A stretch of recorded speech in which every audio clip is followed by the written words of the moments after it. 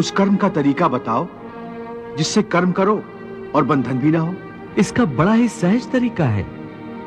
तुम कर्म फल में आसक्ति मत रखो। यह कैसे हो सकता है? फल प्राप्ति की इच्छा तो हर कोई करता है। परंतु क्या इच्छा करने से मनुष्य को फल की प्राप्ति होती है? नहीं अर्जुन, क्योंकि फल तो प्रारब्ध के हाथ में है।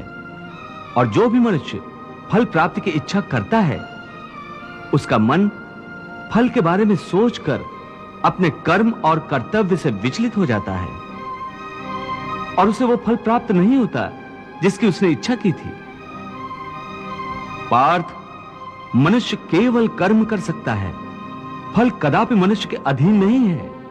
केशव, यदि फल की प्राप्ति मनुष्य या उसके कर्म के अधीन नहीं है तो कर्म ही क्यों करे?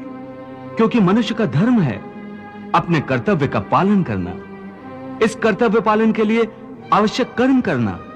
परंतु हे केशव, फल प्राप्ति की कामना छोड़ने पर मनुष्य में कर्म करने की प्रवृत्ति उत्पन्न कैसे होगी? यदि फल की इच्छा न रहेगी तो मनुष्य कर्म ही क्यों करेगा? हे अर्जुन, जो साधारण मनुष्य फल की इच्छा से ही कर्म में प्रवृत्त होते हैं, वो सुख दुख आदि के चक्र में फंस जाते हैं। उनकी मन शांति नष्ट हो जाती है। हर पल, हर समय फल प्राप्ति के विचार से उनकी निद्रा उड़ जाती है। हे पार्थ, तुम दुर्योधन और उसके भाई को ही देखो। बचपन से ही दुर्योधन, शकुनी और दुशासन आदि ने हस्तिनापुर के सिंहासन को प्राप्त करने के लिए कितने अधर्म किए, याद है ना तुम्हें? उन्होंने जब भीम भैया को पानी में फेंक दिया था